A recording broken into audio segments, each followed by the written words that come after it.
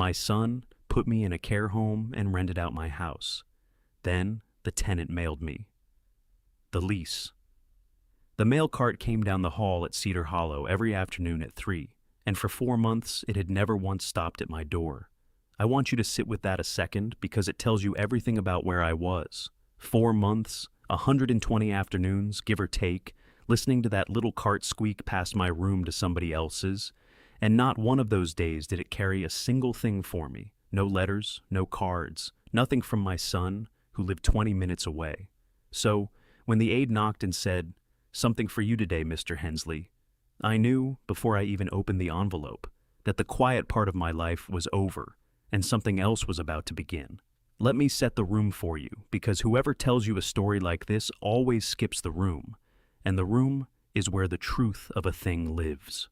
Room 14. A narrow bed with rails on it, like a crib for grown men. A vinyl chair by the window, the color of old margarine. A rolling table they wheeled over my lap at mealtimes. A window that looked out not on the garden they'd shown my son in the glossy brochure, but on a corner of the parking lot and a dumpster. The whole place smelled of bleach laid over something the bleach was meant to hide. It was not a cruel place, understand. The aides were mostly kind, run off their feet and underpaid, and they did their best. But it was a place where people came to be stored, and quietly, gently, to stop. And I was 74, and I had a wife 14 months in the ground, and a son who'd promised to bring me home soon. And I had begun, if I'm honest with you, to believe that this parking lot and this dumpster were the last view I would ever have. It was a plain white envelope, the kind you buy in a box of 100 at the drugstore, and it had my name on it in careful handwriting I didn't recognize. No return address I knew. Inside were 3 folded sheets of paper and a short note, and the note is the thing I'll remember on the day I die. "Dear Mr. Hensley," it read, "you don't know me. My name is Marcus Bell, and my family and I have been renting the house at 41 Sycamore Lane since June. We pay our rent on time, and we've kept the place nice. But something has been bothering me, and I couldn't let it go, so I'm writing to you directly. The man we've been paying, Mr. Daniel Hensley, told us he owned the house. But when I looked up the property to set up the water account, your name kept coming up in the old records, and then I heard from a neighbor that the real owner, an older gentleman, was moved into a care facility. I've enclosed a copy of our lease. I'm sorry to bother you, and maybe this is nothing, but that's your name on the signature line. I just wanted to make sure you knew. It didn't feel right not to tell you." I unfolded the lease with hands that, I'll admit, were not quite steady. A 1-year residential lease for the house at 41 Sycamore Lane, $2,200 a month. And at the bottom, on the line marked landlord/owner, was my name, Walter Hensley, written out in blue ink in a looping, confident hand. Except, I never signed it. I had never seen that lease before in my life. And the signature, that curling, showy signature with the big open W, was not mine. I have signed my name the same plain way for 74 years, since a nun taught me cursive with a ruler in her hand. I know my own signature the way I know my own hands, and the name on that page, on the lease for the house I built with those same hands, brick by brick, was a forgery. I did not shout. I did not weep. I did not crumple the paper in my fist, though God knows a younger man might have. I have learned in 74 years that the loudest man in the room is usually the one who has already lost control of it. A man who shouts has run out of other tools. A man who goes quiet has just picked one up. So I sat in the vinyl chair by the window in a room that smelled of disinfectant and other people's dying, and I read that note 3 more times, slow, the way my Margaret taught me to read anything that mattered. Once for what it says, once for what it means, and once for what it's trying not to tell you. And then I folded it all back up, careful along the creases, and I set it on the little rolling table beside my untouched lunch. And I looked out the window at the parking lot and the dumpster, and I felt something I had not felt in the 14 months since I buried my wife. I felt awake, because my son Daniel had made one mistake. He had counted on the old man being finished. He had counted on grief and age, and a locked door doing his work for him, keeping me quiet in a chair by a window, while he took apart the life I had spent 50 years building. He had looked at me and seen an empty house with the power already shut off. But he had forgotten something. He had forgotten who poured the footing under that house on Sycamore Lane. He had forgotten that the man he'd folded up and mailed away to Cedar Hollow had built things, real things, things that held up storms and decades, and that a man who spends his whole life underneath houses knows better than anyone alive exactly how you bring one down. That afternoon, when the hall went quiet after dinner, I took the cheap flip phone Daniel had given me, the one he thought I could barely work, and I called the county recorder's office. And that was the first thread I pulled. By the time I was done, the whole thing had come apart in their hands. Before I tell you what the woman at the recorder's office read to me off her screen, and before I tell you how a 74-year-old man in a care home took his house back from the son who stole it, do me one small favor. Tell me in the comments where you're watching from tonight and how old you are, because I have a feeling some of you know exactly the chair by the window I'm talking about. And if you have ever been made to feel like a burden, like a problem to be managed, like a thing to be moved quietly out of the way by the very people you gave your whole life to, then hit that like button and subscribe and stay with me. Because this is the story of what happens when the quiet man everybody wrote off, the one they were so sure was finished, finally decides to open his mouth and speak. Stay till the end. The end is the part they never see coming, and neither did he. To understand how I ended up in room 14 at Cedar Hollow, reading my own forged signature off a stranger's lease, you have to go back. You have to go back to the day I lost the only person who ever truly had my back. The house was too quiet without Margaret. That was the first thing I noticed every single morning when I woke up. 41 years of marriage, and Maggie had filled every corner of our lives with sound. The clink of her spoon against the coffee cup, the radio she kept low in the kitchen, always the old stations, the way she hummed while she watered the geraniums on the sill, always a half step flat, and how I used to tease her for it. For 40 years I had stopped hearing those sounds the way you stop hearing your own heartbeat. Then the cancer came, quiet and patient and merciless, and in 9 bad months it took them all away one at a time, until all that was left was the rasp of her breathing in a hospital room, and then not even that. And after that, the house was just a big empty box, and I rattled around inside it like one dry seed in a jar.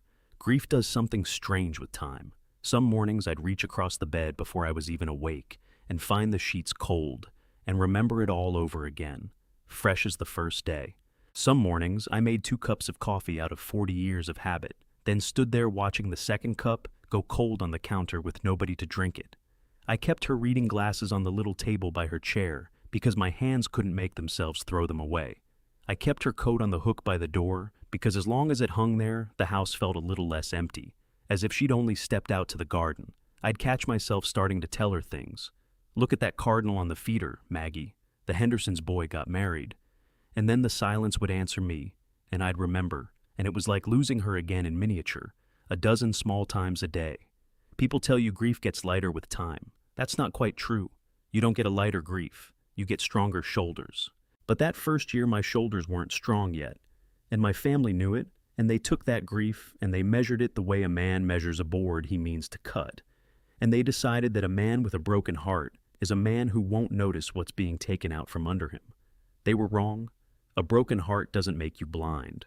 Sometimes it's the only thing that makes you really see. And there's a thing none of them understood, because none of them had lost what I'd lost. When you have already buried the one person you'd have laid down your life to protect, you stop being afraid. A man with nothing left to lose is the most dangerous man you can sit across from. They thought grief had made me weak. Grief had set me free. Maggie and I built everything from nothing, and I mean nothing. People hear that and they nod politely, but they don't know what nothing means. When we married, I had a trowel, a level, a wheelbarrow with a bad wheel, and $11. I was a mason. My father laid brick and his father before him, and I could make a wall stand true and plumb, but I didn't know the first thing about money, about banks, about invoices. Maggie kept the books at a card table with a pencil and a shoebox full of receipts, and she was better with $1 than any banker I ever met. I built, and she held up everything else. She was the one who knocked on doors for the next job when we couldn't make rent. She was the one who checked every number 3 times under a lamp at night because she said a small mistake, multiplied over the years, will eat you alive. We ate a lot of cold soup those years. That's not a figure of speech. Cold soup, standing up, because we couldn't afford the time to sit. We patched the same coat 3 winters running. One December, the truck's heater died, and we couldn't fix it and pay the helper both. So we paid the helper and drove to jobs with the windows fogging from our own breath. And Maggie laughed, actually laughed, and said we were rich in a way money couldn't touch.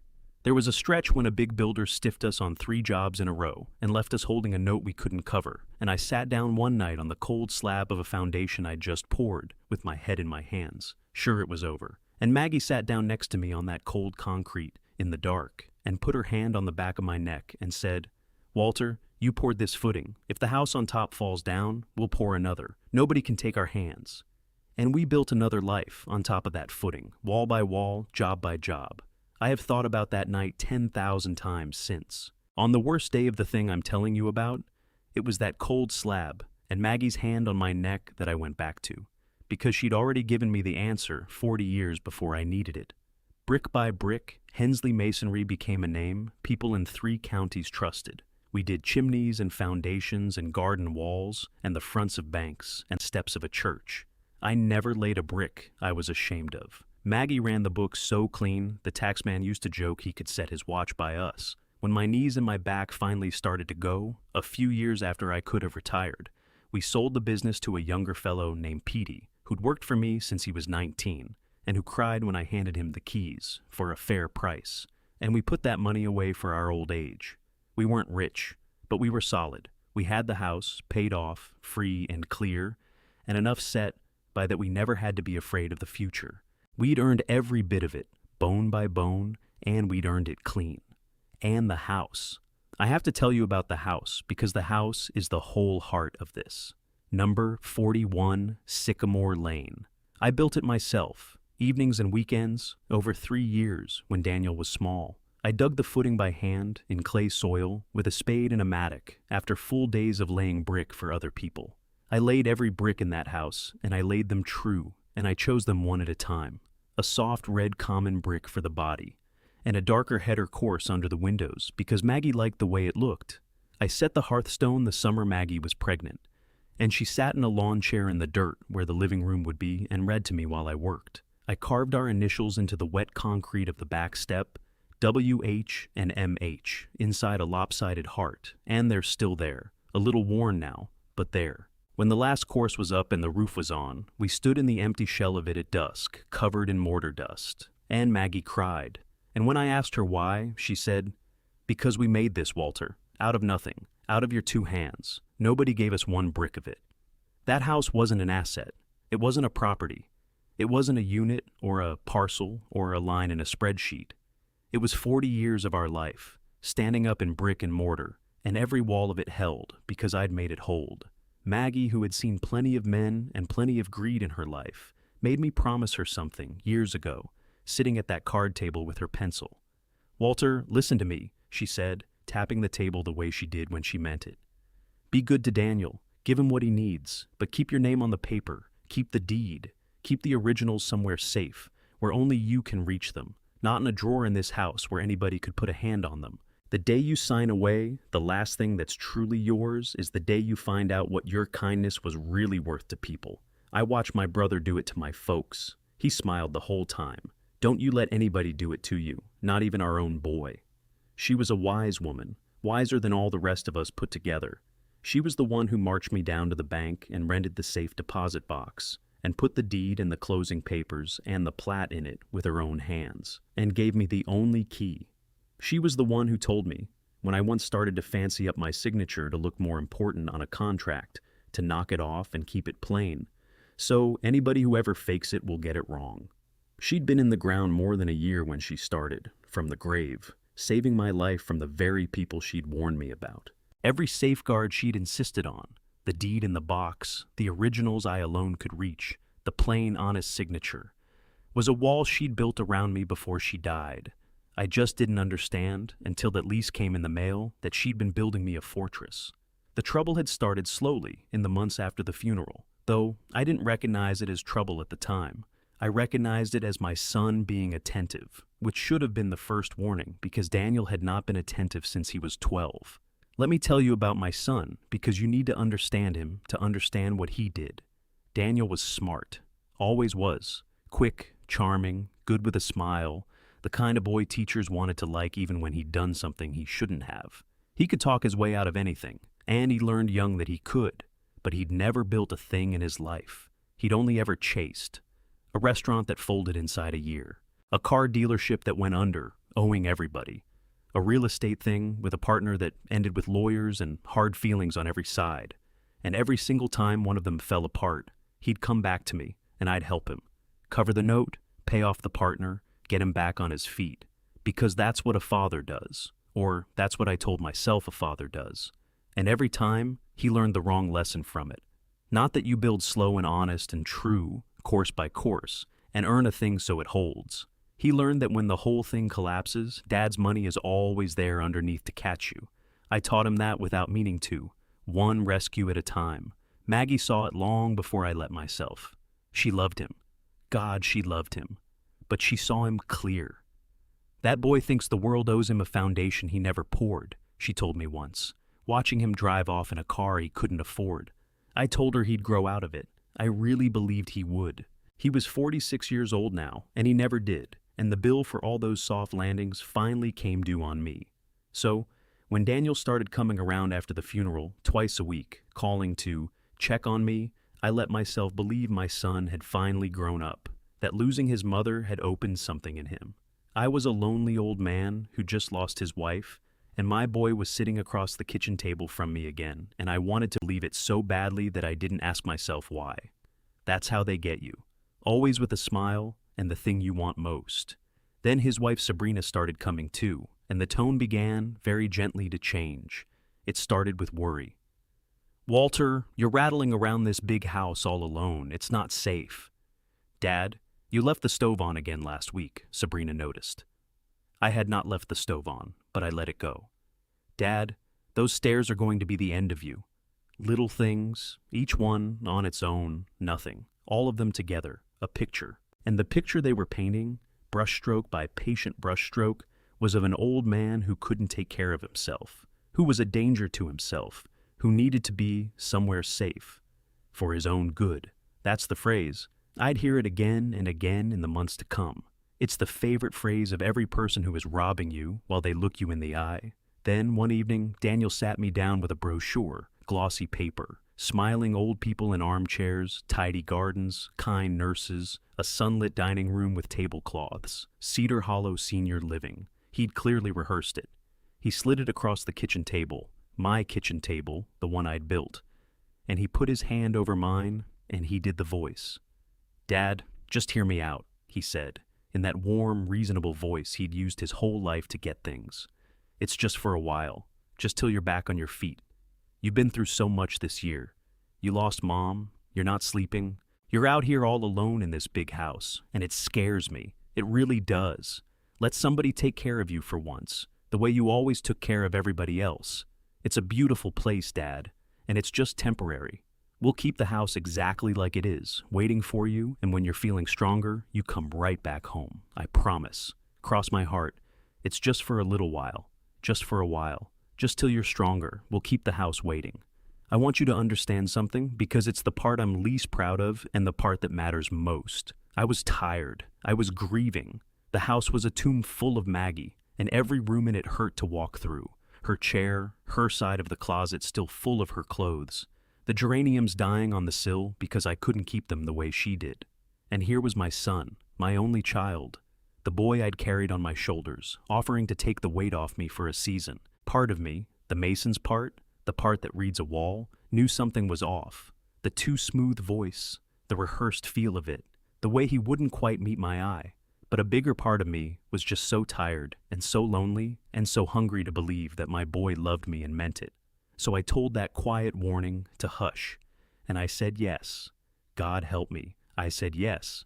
I let him drive me to Cedar Hollow with one suitcase. I let him settle me into room 14 and unpack my shirts into the little laminate dresser and set Maggie's photo on the nightstand. And he hugged me at the door, and his eyes were even wet. And he told me he'd love me and he'd have me home before I knew it. I believed him. That's the thing I have to live with. Standing in that doorway, I believed my son. That was the last honest-sounding thing he ever said to me, and it was a lie. And I was 4 months learning just how big a lie it was. The first weeks, I waited. The way you wait for a ride you're sure is coming. He visited at first, awkward, short visits, checking his phone. Then the visits stretched out, every other week, then once a month, then a call instead of a visit. Whenever I asked gently about coming home, there was always a reason, always delivered in that same warm voice.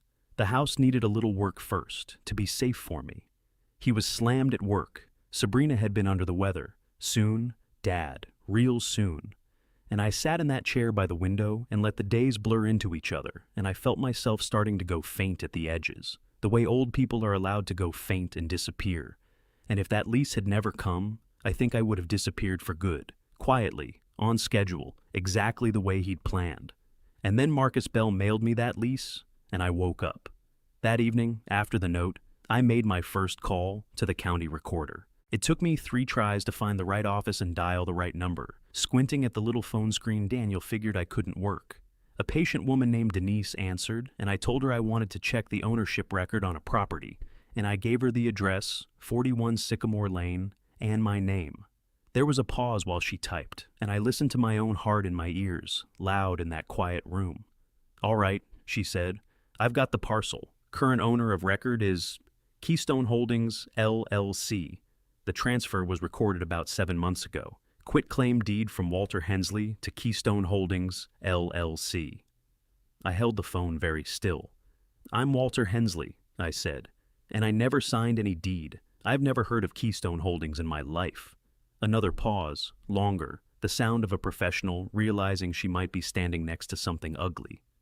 "Sir," she said carefully, "the recorded deed shows a signature from Walter Hensley, notarized. I'm looking at the scanned image right now on my screen." "Read me the notary's name," I said. "Dexter Combs," she read. I didn't know the name yet. I would come to know it very well. I thanked her, and I asked her, as steady as I could, how a person went about reporting a deed they believed was forged, and she told me kindly that I'd want to talk to the sheriff's office and probably a lawyer, and that their office had a fraud referral process.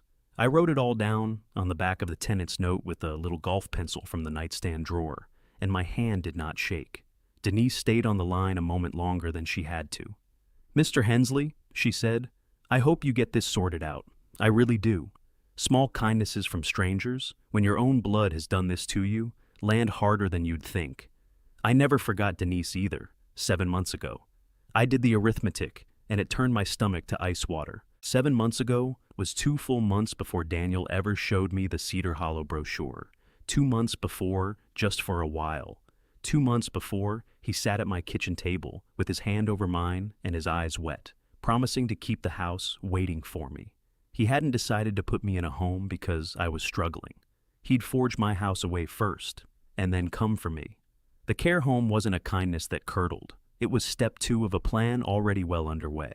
Step 1 was a forged signature on a quitclaim deed, recorded quietly at the county office, while I was still sleeping every night in the house he'd already stolen on paper. Every one of those twice-a-week visits, every cup of coffee I poured him, every, "How are you holding up, Dad?" The deed was already recorded. He'd sat in my kitchen, in a house that on paper already belonged to his shell company, and called me Dad, and asked how I was sleeping, and all the while the house I was sitting in already legally belonged to Keystone Holdings LLC, with his name behind it. Some cruelties are too big to feel all at once. You have to take them in slowly, a piece at a time, or they'll stop your heart outright. I sat in the dark in room 14 for a long time that night, the note and the lease on the table, the parking lot lights buzzing outside, and I let it come in pieces. My son planned this. My son planned this while his mother was dying. And underneath the hurt, like coals under gray ash, something old and steady began to warm up and glow. Some cruelties are too big to feel all at once. You have to take them in slowly, a piece at a time, or they'll stop your heart. I sat in the dark in room 14 for a long time that night, and I let it come in pieces. And underneath the hurt, like coals under ash, something else began to warm up. The next morning, I made 2 more calls, to the only 2 kinds of people you want beside you in a war like this. The first was to an attorney named Ruth Callahan. I'd gotten her name from a legal aid flyer pinned to the corkboard in the Cedar Hollow common room, of all places. Elder law, free consultations. I called her, and I told her everything, plain and in order, the way Maggie taught me to lay out anything that mattered. The lease, the forged signature, the quitclaim deed, the LLC, the notary named Combs. Just for a while, Ruth Callahan was quiet the whole time I talked, not interrupting once. And when I finally finished, there was a long silence. And then she said, in a voice that had gone very flat and very focused, the voice of someone rolling up their sleeves, "Mr. Hensley, listen to me carefully. Do not sign anything. Do not agree to anything, out loud or in writing, no matter how small it seems. If your son brings you papers, your eyes are bad, you're too tired, you'll look at them later. You never quite get to it. Can you do that for me? Can you keep playing tired a little longer?" I told her I'd been playing the tired, confused old man for 4 months already. I could keep it up as long as she needed, and I heard something almost like a grim smile come into her voice. "Good," she said, "because from everything you've just told me, your son didn't just take advantage of you. He committed felony forgery, elder financial abuse, and real estate fraud, and he built the whole thing on one assumption, that you would never, ever look. So we are going to make him deeply sorry he assumed that. But we do it my way. We do it quietly and carefully and completely, so that when it lands all at once and there's nothing left standing for him to hide behind. Let me get to work." She was exactly the person you want in a fight like this. Not somebody who shouts, somebody who reads a document like a mason reads a wall and finds the one course that's out of plumb and knows the whole thing is coming down. The second call was to a man named Nick Barron. Ruth gave me his name, a retired sheriff's investigator who did private work now out of a small office over a tax preparer's. Barron had tired, patient eyes and had spent 20 years on financial crimes and elder abuse before he'd hung out his own shingle. I couldn't get to his office, so he came to Cedar Hollow, and we sat in the far corner of the common room where nobody could hear, and I signed a check and slid it across to him with the amount left blank. "I want to know everything my son has done," I said. "The house, the rent, my bank accounts, this notary, Combs, this LLC, Keystone, whatever he's planning next. Don't leave anything standing." Barron looked at the blank check, then folded it once and put it in his shirt pocket without filling in a number. "Mr. Hensley," he said, "I'll be honest with you, because you strike me as a man who'd rather have it that way. When it's a stranger who does this to somebody, it's a case. I work it, I close it, I go home. When it's your own son, it's a different animal, and winning doesn't make it stop hurting. I've watched strong men come apart at the end of one of these, right when they should have been celebrating, because the truth we dug up was worse than not knowing. So, I've got to ask you straight before I take a dime. You sure you want to see all of it? Every last thing he did?" "He mailed me away like a piece of furniture," I said, "and he rented out the house I built for his mother, and he signed my name to a lease with his own hand. Yes, Mr. Barron, I want to see all of it. I've spent my whole life looking at what's underneath things. I'm not going to stop now, because I'm scared of what I'll find under my own boy." He nodded slowly, and something behind those tired eyes went sharp and certain, the look of a man who's just decided he's on your side all the way to the bottom. "Give me 2 weeks, he said. While Barron worked, I decided to run a small test of my own, because before I decided what to do, I had to know one more thing. I had to know whether my son was a weak man who'd been pulled into something, or a man who'd built it on purpose with his eyes open. There is a difference to me and to the law between a coward who gets dragged along and a man who sits down and forges his own father's name 3 times. I owed it to the boy on my shoulders to be sure. So I called Daniel, and I made my voice into exactly what he wanted to hear. Tired, small, a little confused. The voice of an old man giving up the fight. I let the words come out slow and vague and defeated. I told him I'd been thinking, and that maybe he was right after all. Maybe I wasn't going to be able to go back to the house. Maybe it was time to think about the next steps, whatever those were.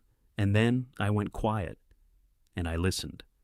I heard it the instant it landed, the little lift in his voice, the sound of a man who thinks the last obstacle just cleared itself off the road. "Dad, I'm really glad you're seeing it that way," he said, warm as summer. "That's really mature of you, really healthy. Don't you worry about a single thing, okay? I'll handle all the paperwork, all the boring stuff. You don't need to trouble yourself with any of it. You just rest and let me take care of it. In fact," and here he got a little too eager, a little too quick. "There's actually a couple of forms I'll need you to sign. Just routine things, just to make everything smoother and easier for you going forward. I'll bring them by. You won't even have to read them, Dad. I'll just show you where to sign, and we'll be done in 2 minutes. You won't even have to read them. I'll show you where to sign." There it was, handed to me in his own warm voice. My son, telling me to my face, gently, lovingly, to sign papers without reading them. In 74 years, I have learned this if I've learned anything. A man with nothing to hide begs you to read every line, reads it to you himself, makes sure you understand.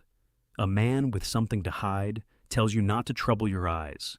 He wants your hand on the pen and your mind switched off.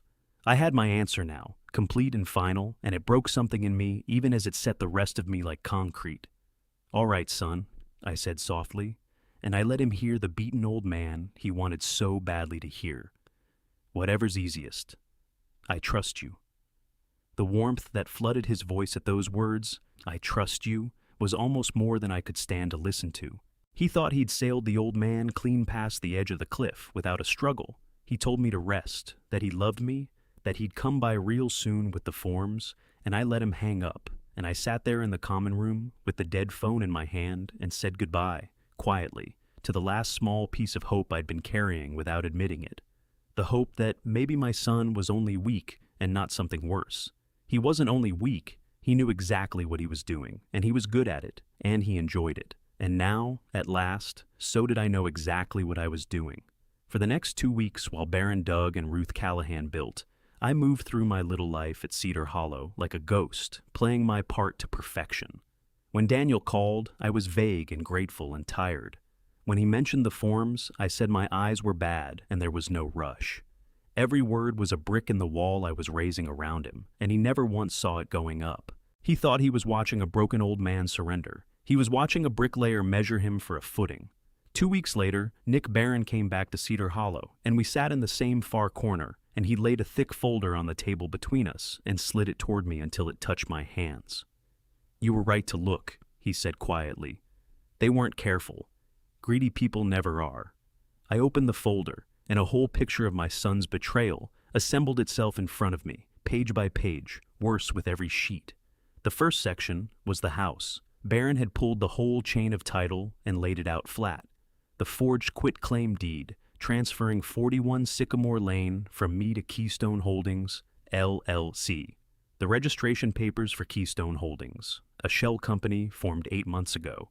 No employees, no business, no purpose on God's earth except to hold the things Daniel was stealing, with his own business address on the filing and him and Sabrina listed behind it. The house never quite left your family on paper, if you want to be technical, Barron said, tapping the page. It just left you. He moved your house into a company he controls, using your forged signature, so that on paper you don't own a thing, and he owns all of it. You became a guest in the house you built. Then the lease, the very one Marcus Bell had mailed me, the one that woke me up, showing the rent flowing every single month, $2,200 straight into a Keystone bank account. My tenant, an honest man, paying my son, a thief, to live in my house, while I paid Cedar Hollow out of what little the thief had left me. He'd turned my own home into a faucet, and he was standing under it with a bucket, because that was the second section, and it was worse. Barron had traced my bank accounts, the accounts Maggie and I had filled $1 at a time. Months ago, someone had walked into my bank with a power of attorney, a durable power of attorney, notarized, granting Daniel full authority over my finances, the kind of document that hands a man the keys to your whole life. I had never signed such a thing. I had never even discussed such a thing. The signature was the same showy forgery as the lease and the deed, that big open looping W that wasn't mine, and the notary, again, was Dexter Combs. Using that forged power of attorney, Daniel had drained nearly $60,000 from the savings Maggie and I had built, bone by bone, cold soup by cold soup, 3 winters in the same coat. He'd redirected my monthly pension check into an account he controlled, so that even the little bit that still came in each month never reached me. And here was the sick joke at the very center of it, the thing that made me put the folder down for a minute and breathe. He was using my own stolen money to pay for the care home he'd exiled me to. It cost him nothing to keep me locked away and out of the road. My savings paid Cedar Hollow. My house paid Daniel. He'd built a little machine that ran on my life, and it turned everything I had into his income and asked nothing of him but that I stay quiet in a chair by a window and eventually die. Then I looked at the dates on the bank records, and the last of my calm split clean in two, because the forged power of attorney, the very first drain on my savings, was dated to the same week Maggie got her diagnosis. I sat there and stared at that date until the numbers swam, because I knew that week. I will know that week until the day I die. It was the week a doctor sat the two of us down in a small beige room with a box of tissues already set out on the table and used the word aggressive. And Maggie reached over and squeezed my hand under the table so I wouldn't come apart in front of him. It was the week the floor dropped out of our lives, and every thought I had, every waking hour, went into that room with my wife. And while I was learning the sound of Maggie's failing breath by heart so I could carry it the rest of my life, my son had picked that exact week to begin quietly taking me apart. He had looked at his own mother dying, and he had not seen a tragedy or a family brought to its knees. He had seen a window swing open. He had timed the theft to the death. Every mournful visit, every gas station bouquet he brought to her bedside, he'd been standing there doing arithmetic, working out how much he could take before anyone thought to look. But even that wasn't the bottom. Barron turned to the last section, and his voice dropped the way a man's voice drops when he has to hand you something that's going to hurt. "This is the part I'm sorry about," he said. The house was already listed for sale. Daniel hadn't been renting it out as a long game. The rent was just cash flow to float him while he waited for the real payday. He'd signed a listing agreement with a realtor named Trent Vaughn to sell 41 Sycamore Lane outright to the highest stranger who came along. My house. The house I dug the footing for by hand, in clay, after full days of laying other men's brick.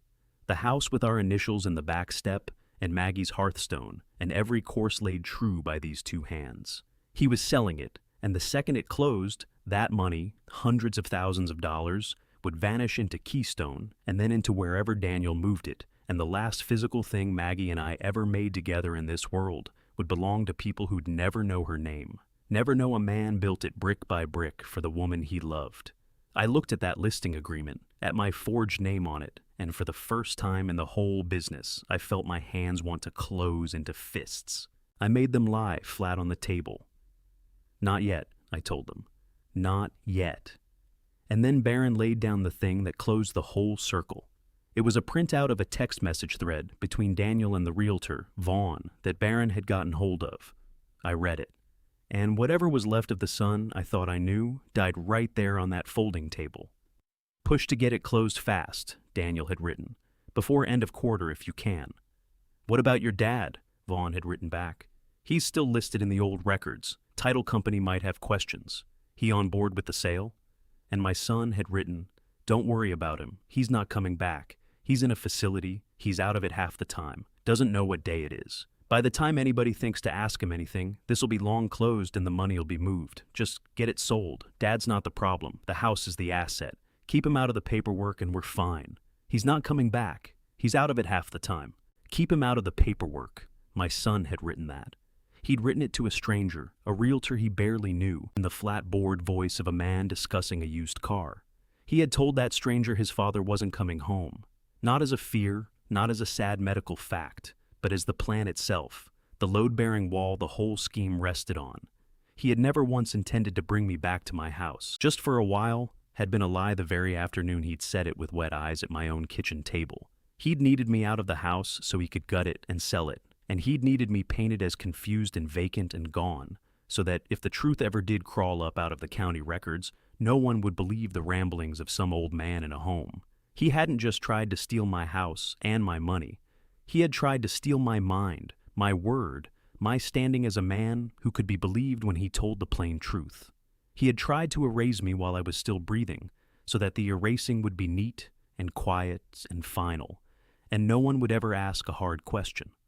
I sat in that common room a long while, and the walls seemed to go quiet and far away around me, and the little TV murmured somewhere, and an aide laughed down the hall. And here's the strange thing, the thing I didn't expect and can't fully explain. My first feeling wasn't rage. My first feeling, God help me, was a flash of pure grief for the boy Daniel used to be. The little boy I'd carried on my shoulders through the job site with sawdust in his hair. The boy I taught to butter a brick with a trowel too big for his little hands. The boy I ate cold soup standing up for so that he could have a hot supper every single night of his childhood and never once know we'd gone without. I mourned that boy, sitting there in that plastic chair, because the man who typed those words to a realtor had finally completely finished killing him. And then the grief burned off, clean and total, the way morning fog burns off a job site, and what was left underneath it was cold and clear and absolutely certain. "Thank you, Nick," I said. My voice came out steady and far away. "That's exactly what I needed."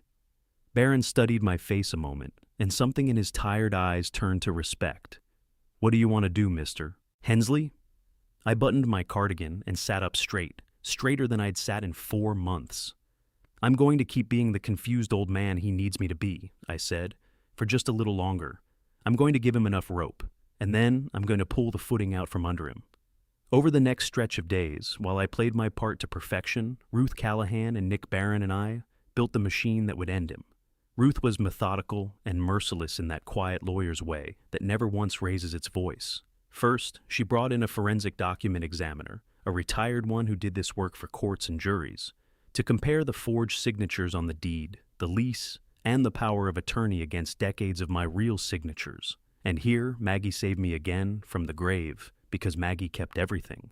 Every contract, every check register, every card I ever signed for her. 40 years of my plain, honest, unfancy signature, the one she'd made me promise never to dress up. The examiner laid them side by side under a lamp and a loupe, the way I used to check a wall for plum, and his report came back clean and devastating. The signatures on all 3 documents were forgeries, drawn by the same hand, and it was not my hand. He pointed to that big, showy looping W, and he said, "A man imitating a signature almost always makes it grander than the real thing, because he's copying how it looks instead of how it moves." 3 forged documents, 3 felonies at least, in black and white, with an expert's name behind the finding. Then Ruth turned to the deed itself, and the beautiful, brutal truth at the center of the whole thing. The truth Daniel had been far too arrogant to check. He'd forged a quitclaim deed to move the house into his shell company. But you cannot quitclaim away what was never yours to give, and you cannot pass good title with a forged signature. A forged deed is a dead letter. It transfers nothing. It is, in the eyes of the law, a piece of paper a criminal drew. And Maggie had made me keep the real original deed, and the closing file, and the recorded plat in a safe deposit box that only I could open, and she'd made me record a homestead declaration on the place years back, and she'd made me keep my signature plain my whole life precisely so a forgery would stand out like a crack in fresh plaster. Every single safeguard my wife had insisted on, back when I'd thought she was just being careful, was now a nail in my son's coffin. The real chain of title, the real signatures, the real records all said the same plain thing. Walter Hensley built and owned 41 Sycamore Lane, free and clear, and no forged paper on God's earth changed that by an inch. On paper, Daniel had built himself a little empire. Underneath it, where the footing should have been, there was nothing at all, just air. And I was the man who knew exactly how to show everyone the empty hole where the foundation wasn't. And then Ruth made the calls that turned a private family betrayal into a criminal case the state would carry. She called the sheriff's financial crimes unit and a detective named Alvarez. She called the county recorder's fraud referral line, the one Denise had told me about. Forgery, elder financial abuse, recording a false and forged instrument, grand theft, real estate fraud. These are not family disagreements you settle over Thanksgiving. These are crimes, and the state takes them seriously. And it takes them most seriously of all when the victim is old, and the thief is the very person who was supposed to stand between that old person and the world. Detective Alvarez spent the better part of a week walking the paper trail that Barron and Ruth and I had laid out flat and square for her, checking every joint, verifying every date, and at the end of it, she had everything she needed. The evidence, the plan, in the criminal's own words, and a real interest in being in the room when the truth finally got read out loud. There was one more piece to put in place, and it was the honest man who'd started the whole thing rolling. Marcus Bell, my tenant. I called him, and I thanked him, really thanked him, because I don't think he had any idea what his letter had done, that it had reached into a care home room and pulled a man back from the edge of disappearing. And then I told him the truth of what he'd stumbled into, the forged deed, the shell company, the son, all of it. He was quiet for a long moment on the other end of the line. Then he said, "Mr. Hensley, I knew something was wrong. I couldn't have told you what." But he wouldn't give us a real address to send repairs to, wanted the rent paid in a way that felt off, and he told us flat out not to bother contacting the county about anything. Said he'd handle all of it. Honest men don't say that. So I looked, and I'm just real glad I mailed that letter instead of talking myself out of it. I asked him if he'd be willing, if it came to it, to tell the truth about how this landlord had presented himself, and about the lease with my forged name at the bottom. "Yes, sir," he said, without a half-second's hesitation. "It's your house. My little girl already found where you carved your initials in the back step, you and your wife, in the concrete. A man who did that built this place. I'd be honored to tell anybody who asks. An honest stranger, it turned out, can be more family to you than your own blood. And that, more than anything the lawyers found, is the thing I want you to carry out of this story." While we built our machine, Daniel, sure he'd already won, sure the old man had rolled over, got sloppy the way the arrogant always do. Overconfidence is the crack that brings the whole wall down. He pushed the sale harder, leaning on Vaughn to line up a buyer before the quarter closed. He had Vaughn put a lockbox on my front door, the door I'd hung myself. He sent a crew to clear out the last of my things to make the house show better. And Barron got me a photograph that I will carry a particular kind of anger about to my grave. My workbench, the heavy oak bench I built with my own hands and worked at for 30 years, sitting out at the curb with a torn piece of cardboard taped to it that said, "Free." Maggie's good dishes, boxed for a thrift store, my tools, my level, my trowels tossed in a bin. He was hauling a whole life to the curb to stage a stranger's open house, and he began quietly to spread his version to the family, getting ahead of it in case anyone ever asked questions. He told my granddaughter Emma that Grandpa wasn't doing well, that I was getting confused, that I might not even recognize her soon, so she shouldn't be hurt if I seemed distant, and maybe shouldn't visit for a while, for her own sake.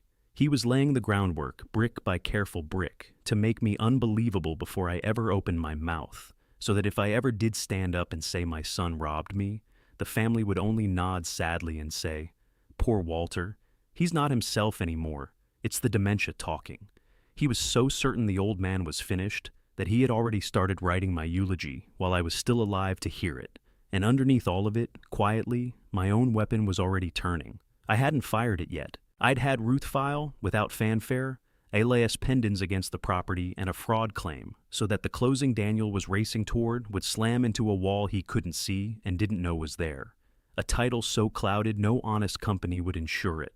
I'd had the bank flag the accounts. I'd let it all ripen on the vine. I had pulled my finger out of the dike, and now I was simply letting the water do the rest, patient and sure, the way water always is. Then, when every piece was in place, I set the bait. I called Daniel, and I let my voice be everything he wanted. Tired, small, ready, done fighting. I told him I was ready to sign whatever he needed, that I just wanted it all taken care of before I got any worse, that I didn't want to be a burden to him and Sabrina any longer than I had to be. I could hear him practically purring down the line. And then I said the thing I knew would bring him running with his whole guard down. I told him I wanted to do it right, as a family, one last time, not in some office.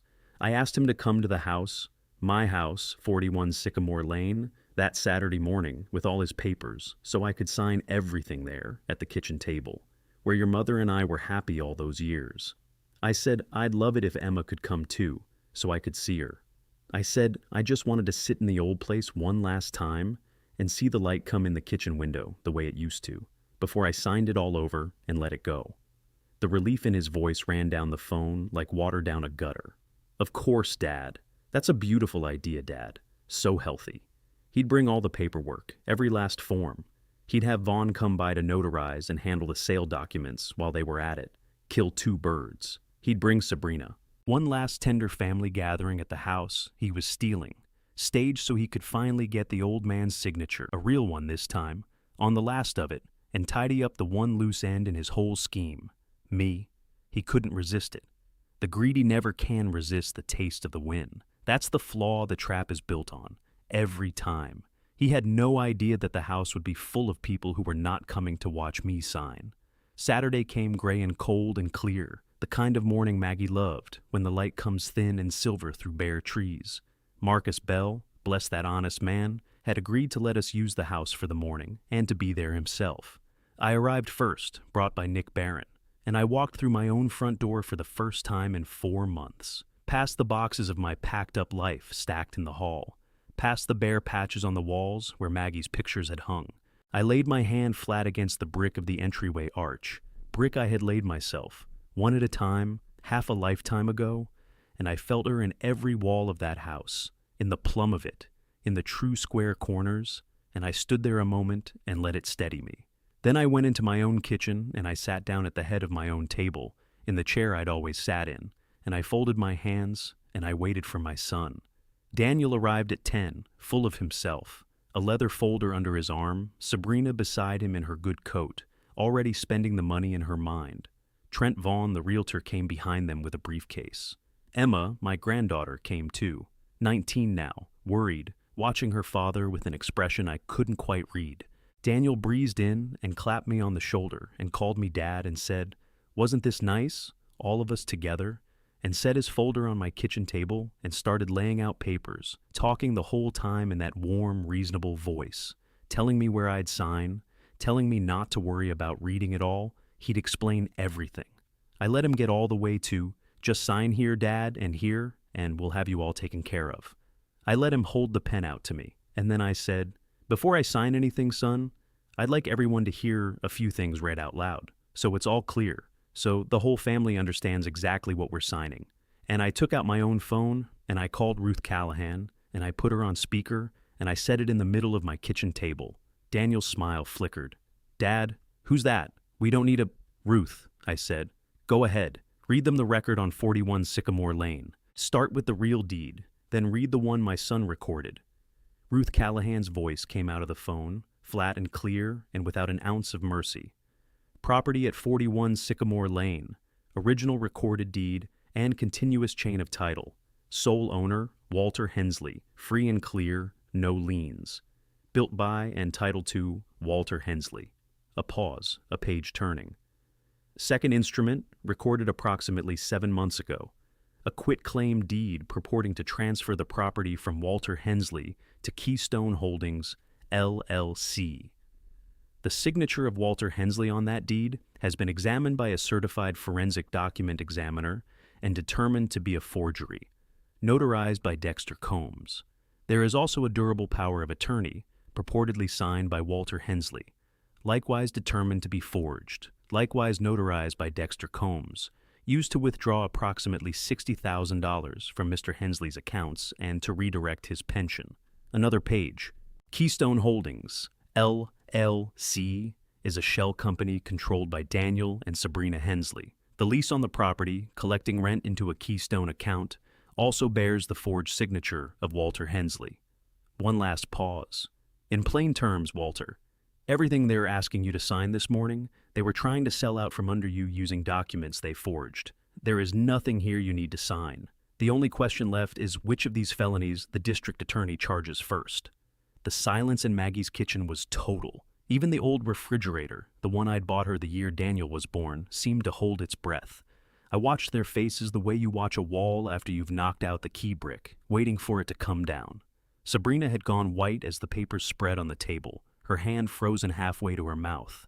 Trent Vaughn, the realtor, was the first to truly move, because Vaughn understood money, and a man who understands money understands instantly what forged, certified forensic document examiner, and district attorney mean when they're read out loud in a kitchen full of people. It means it's already over. It means the paper is worthless and the walls are coming in, and the only question left is how much of it lands on you. I watched him run the math behind his eyes, fast and cold, and I watched him decide, in about 2 seconds flat, to save his own skin. He shot up out of his chair, stammering that he'd had no idea, that he was just the listing agent, that he'd been misled too, that he was leaving, and he backed toward the kitchen doorway and walked straight, chest first, into Detective Alvarez, who had let herself in through the front door I'd left unlocked, with a uniformed deputy a step behind her. Daniel was on his feet now too. "Dad," he said, and his voice had climbed half an octave, the summer warmth all gone out of it, something ugly and cornered showing through underneath. Dad, you don't understand what you're doing. This is all a misunderstanding. I was managing things for you. I was protecting your assets. You weren't well. Everybody knows you weren't well. Sit down, son, I said. I did not raise my voice.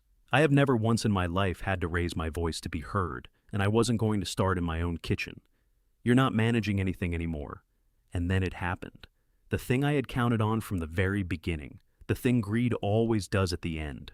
The moment the law walked into the room, the alliance they had built and hidden and fed for months came apart in a matter of seconds. There is no loyalty among thieves. There is only the cold arithmetic of who can go down the least by selling the others the fastest. He made me do it! Sabrina burst out, her careful composure gone all at once, her voice gone shrill and scrambling. It was all Daniel. It was his idea. The LLC, the deed, all of it. I just signed where he told me to. I didn't know it was. He said it was legal. He said Walter agreed. Shut your mouth, Sabrina, Daniel snarled, wheeling on her, and there it was at last, the real face, the one that had always been under the reasonable voice, out in the cold gray daylight of Maggie's kitchen. Don't you say one more word. Dexter Combs, Detective Alvarez said, calm as still water, reading from a little notebook, not raising her voice any more than I had. The notary whose seal is on all 3 of your forged documents, Mr. Hensley. We picked him up early this morning. He's already talking. He tells us you paid him $300 a signature and told him the old man was too far gone to know the difference. She looked up from the notebook and settled her eyes on my son. He's very sorry about it now. They always are, once the door closes. It's the sorriest bunch you ever met after. They turned on each other like animals caught in a corner, spitting out months of it in front of the police and the granddaughter and the father they had robbed. I sat at the head of my own kitchen table, in my own chair, and I let them do it. I didn't have to say a word. I had only built the room and set the trap and left the door unlocked, and now I watched them come apart in their own mouths, which is the only way people like that ever really come apart. Emma stood pressed against the wall by the pantry through all of it, her hand over her mouth, tears running silent down her face as her father's whole story blew apart in front of her. She was hearing every piece of it for the first time. The forgery, the shell company, the drained accounts, the text about her grandfather not coming back, out of it half the time, keep him out of the paperwork. I saw her hear that part. I saw it land. And then Daniel did the last low thing he had left in him to do. He turned away from his wife and the detective, and he turned to me, and the tears came up into his eyes fast and easy the way they always could when he needed them, and he clasped his hands together and he cried out, "Dad, please, I did it for the family. I was drowning. I had debts you don't even know about. I didn't have a choice. Please, I'm your son. I'm your son." I reached into my coat pocket slowly, and I took out the printout of his text message, the one Barron had handed me across a folding table, and I set it down on the kitchen table in front of him, face up, right next to the pen he'd wanted me to sign with. I didn't say anything. I let the paper talk. I'd let the papers talk all morning, and they'd said everything truer than I ever could. He read it. His own words, in his own voice, staring back up at him off the page. He's not coming back. He's out of it half the time. Keep him out of the paperwork. I watched his eyes track down the lines. I watched the exact instant he reached the end and understood that there was no version of this, no story, no charm, no wet-eyed voice that got him out of his own words. Whatever fight was left in him drained right out of his body. His shoulders caved in. He sank back into the chair and put his face in his hands, and this time the tears were real. Ugly, shaking, silent, the first honest thing I'd seen him do in years. And I felt nothing but a deep, tired, bottomless sorrow for the man he could have been and never once tried to be. "You told a stranger I wasn't coming home, Daniel," I said quietly, because it was right that he hear it from me, plainly, and not for the first time from a prosecutor. Before you ever showed me that brochure, before, just for a while. You measured your father for a home while your mother was still warm in the ground, and you forged my name on the house I built for her with my own 2 hands, and you told a realtor to keep me confused and out of the paperwork so nobody would ever believe me. That's the harvest of a man who never once in his life poured a footing. You reap exactly what you plant, son, and all you ever planted your whole life was want. I gave you everything I built, and you couldn't even wait for me to die to take it. You had to steal it while I watched and call me confused for noticing. He didn't answer. There wasn't anything left in him to answer with. The deputies took Daniel and Sabrina out through the front door, past the boxes of my packed-up life stacked in the hall, past the entryway brick I'd laid with my hands before either of them was born, out into the cold, gray morning. Sabrina was still talking, still blaming, still scrambling, as the door closed behind them and cut her voice off. And then it was quiet. The house, my house, went quiet in a way it hadn't been in a very long time. A settled kind of quiet. The quiet of a wall that's finally been set true after leaning wrong for years. I did not throw my son to the wolves out of cruelty, whatever it might look like from the outside. I did it because kindness is not the same thing as weakness. That's the lesson it took me 74 years and a forged deed to finally learn all the way down. And a man who has learned nothing cannot be handed, one more time, the very thing he refused to learn. If I'd covered for him, paid it off, hushed it up the way I'd hushed up every soft landing of his whole life, I wouldn't have been saving my son. I'd have been building him a bigger crime to commit next time, on some other old soul with no Maggie to have hidden the deed. But I want to be honest with you, I did not enjoy 1 second of it. There is no father alive who enjoys watching his own boy walked out the door in handcuffs. Anyone who tells you different has never had a son.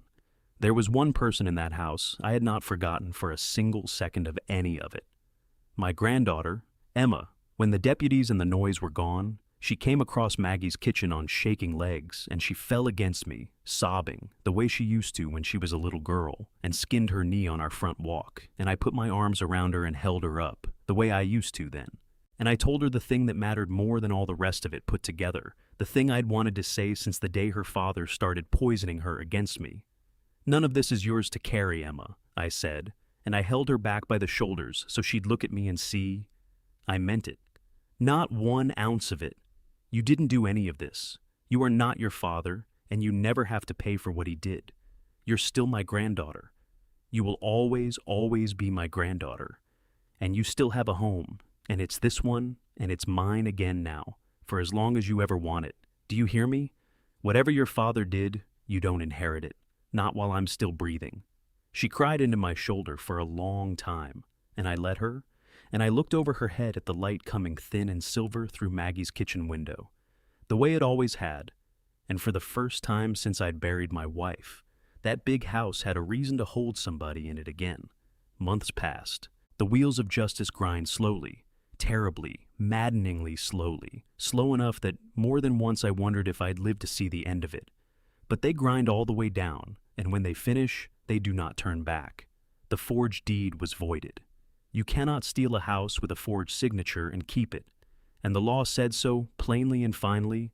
41 Sycamore Lane was mine, had always been mine, free and clear, and the quitclaim deed to Keystone was scrubbed off the record like a chalk mark off a slate. The lease pendants came off because there was no longer anything to fight. The fraud was proven, admitted, and on file. Keystone Holdings collapsed into the nothing it had always been.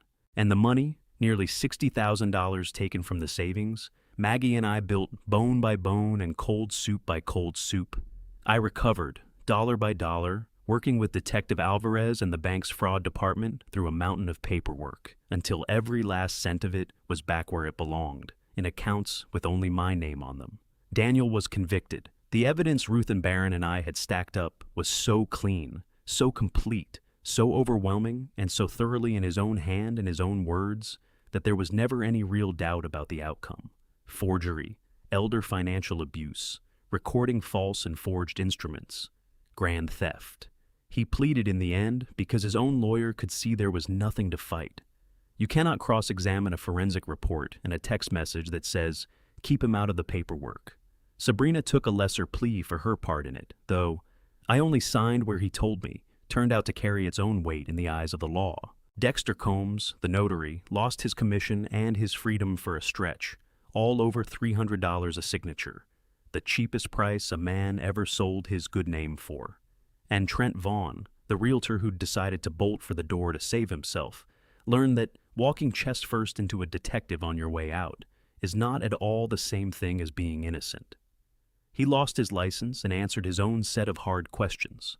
I sat in the back of that courtroom on a hard wooden bench on the day they sentenced my son, and I watched the last chapter of his scheme end in a few flat, final sentences from a judge who had seen 1,000 men like him. Daniel didn't rage the way he'd raged in Maggie's kitchen. He didn't clasp his hands and cry that he was my son. He just stood there at the table in a suit that no longer seemed to fit the man wearing it, his shoulders rounded, and for the first time since he was a small boy on a job site, he looked exactly as small as he truly was. He didn't turn around to look at me. I sat very still, and I don't honestly know what I would have done if he had. And there on that hard bench, I mourned him one last time. Not the man in the ill-fitting suit, but the boy I carried on my shoulders through the sawdust, the boy I taught to butter a brick, the boy I went hungry for so he'd never have to. That boy had been gone a long, long time. I'd just never let myself sit down and bury him until that day, in that courtroom, with a gavel for a shovel. I did not slink away and leave the wreckage behind. I never have, in all my life. I wasn't about to start at 74. A man who builds doesn't walk away from a house because a storm came through. He looks at the damage and he rebuilds, stronger than before. The first thing I did, once the money was back in my accounts and the house was legally mine again, was go home. I moved back into 41 Sycamore Lane. I want you to understand what that was like. Walking back into my own kitchen, not as a guest, not as a target, but as the man whose name was on the deed, free and clear, the way Maggie always swore it would stay. I unpacked the boxes myself, slow, over a couple of weeks, no hurry. I hung Maggie's pictures back on the bare patches on the walls, matching each one to the faded rectangle where it had lived for 30 years. I put her reading glasses back on the little table beside her chair. I found my old oak workbench. Marcus Bell, that good man, had seen it out at the curb with the free sign on it and quietly hauled it into his own garage and kept it safe, on the chance I'd ever come back for it. And I set it back up in the workshop, where it belonged, and I ran my hand over the dents and burns of 30 years of work in the top of it, and I about wept. And I went out back in the cold, and I got down on my old knees on the concrete, and I ran my thumb over the initials carved in the back step, WH and MH inside a lopsided heart, worn but there, still there. And I sat on that step a long while in the gray afternoon, the way I used to sit on cold foundations 40 years ago.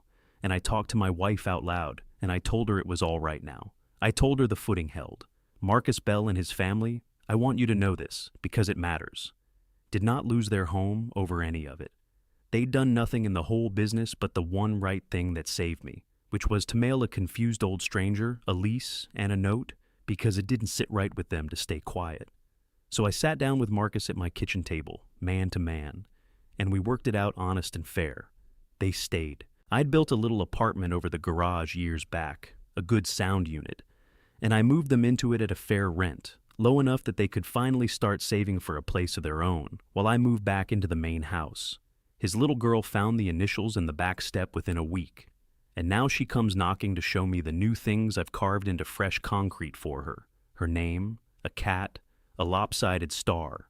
An honest stranger turned out to be more family than my own blood. And I don't ever forget a debt like that. A man who tells you the truth when a lie would have been easier and paid him better. You hold on to that man. You build with him. And then I did the thing I cared about most in all of it. I took half of everything I had, half of a whole life's work, the house money I'd recovered, and a good part of the savings besides, and I set up a foundation in Maggie's name, the Margaret Hensley Fund. Its purpose is the simplest and truest thing I know how to say. It helps old people who are being quietly robbed by the very families who are supposed to love and protect them. Because I know now, the way you only know a thing after it's happened to you, how many of us there are, sitting in rooms like room 14, in chairs by windows that look out on parking lots and dumpsters, being taken apart a signature at a time, being told we're confused, being told it's all for our own good, being gently and lovingly erased. Most of them will never get what I got. Most of them don't stumble onto an honest tenant with a conscience, or a flyer for elder law pinned to a corkboard, or the money to hire a Baron and a Ruth Callahan. So the fund pays for exactly that.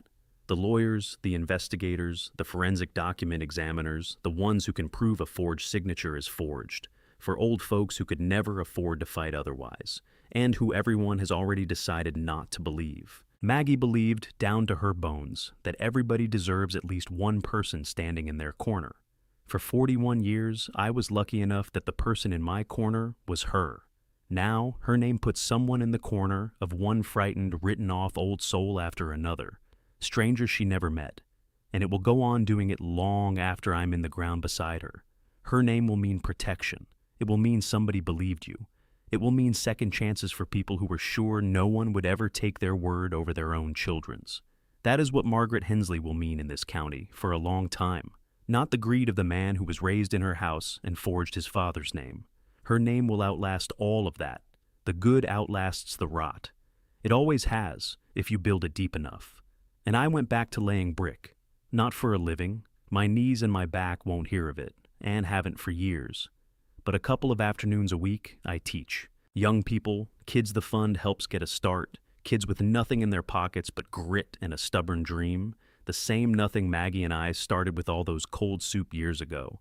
I show them how to butter a brick clean, how to keep a course dead level, how to read a line, how to strike a joint, how to mix mud that won't fail on you in 10 years.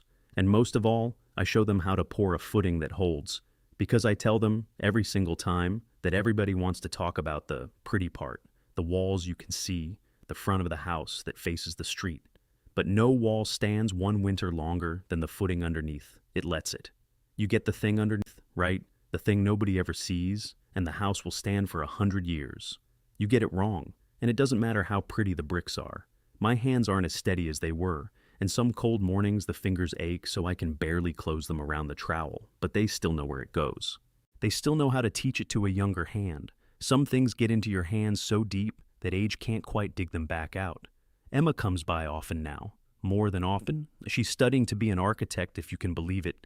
That shy girl who cried against the pantry wall wants to spend her life drawing buildings that don't exist yet, and then watching men like me stand them up out of brick and steel. Some evenings, she sits with me at Maggie's old card table, the very one where her grandmother kept our books with a pencil and a shoebox, and she spreads out her drawings and shows me houses full of light. And I tell her about the truck with the dead heater, and our breath fog in the windows, and the 3 winters in the same patch coat, and the cold soup we ate standing up, and the night 2 young broke fools sat on a cold poured foundation in the dark and swore to each other they'd build a whole life on top of it. And we did. That's the part I make sure she hears. 2 people with $11 and 4 good hands built everything, and nobody ever gave us 1 brick of it, and it held. The clean blood runs on. Sometimes it skips right over a generation, the way a crack runs past a good solid brick, and comes back stronger and truer in the next one. Emma is the next one. She has her grandmother's eyes and her grandmother's stubborn, straight spine, and when I look at her bent over those drawings, I know that the thing Maggie and I poured, whatever it was, is still standing and will go on standing after I'm gone. They told me I was finished. They were so sure of it. They mailed me away like a piece of furniture nobody had room for, and they rented out the house I built with my own hands for the woman I loved, and they signed my name to papers I never wrote, and they told a stranger with a straight face that I wasn't coming home. They were absolutely certain that the quiet old man in the chair by the window was already gone, already ash, already nothing but a signature to be copied and a problem to be filed away. But the walls I raised in my life were honest walls, and honest walls hold. They forgot to check what was underneath the house they were stealing. That's the mistake the greedy always make. They see the walls, the value, the thing they can grab, and they never think to look down at the footing because they've never poured one, and they don't know it's there, and they don't know it's the only part that matters. They forge my name on 100 pages, and it never once occurred to them that a forged signature is nothing but ink laid over a lie, and that underneath the ink, underneath the paper, underneath the whole rotten scheme, there was a footing they could not forge, poured by hand, 40 years deep, and set true. You can forge my name. You cannot forge the man who poured the footing. At the end of it all, do you know what the strongest thing I ever did was? It was to refuse to shout. My son wanted a confused, ranting old man he could talk over and wave away and point to as proof that I wasn't right in the head. That's what the whole plan needed, so I never gave it to him. I gave him a quiet voice and a lawyer on a speakerphone and a folder full of dates and documents. Because facts don't lose their temper. Facts don't get old and tired. Facts don't cry that they're your son. Facts just sit there on the kitchen table, patient and plain and sure, until the whole house of lies comes down on the heads of the people who built it. He built himself an empire on a forged deed, and it had no footing under it at all, not 1 inch, and it fell the very moment I stopped pretending to hold it up for him. A house does not belong to whoever changes the locks on it. It does not belong to whoever forges the deed, or lists it for sale, or moves a stranger in to pay rent. It belongs to the one who poured the footing, and the one whose name is really truly on the deed. And a man who spent his whole life underneath houses, down in the dirt where the real work is, does not forget that. Not when he's old, not when he's grieving, not when they've locked the door and written him off and told the world he's gone. However old I get, however much they take, my foundations go down deeper than any of them ever bothered to dig.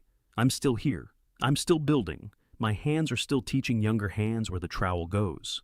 And somewhere, I have to believe, Maggie is still keeping the books at that card table, still checking every number 3 times under the lamp, still watching over the whole thing and smiling, because after everything they tried to take, after everything they forged and stole and staged, the one thing they could never touch was the part that holds it all up.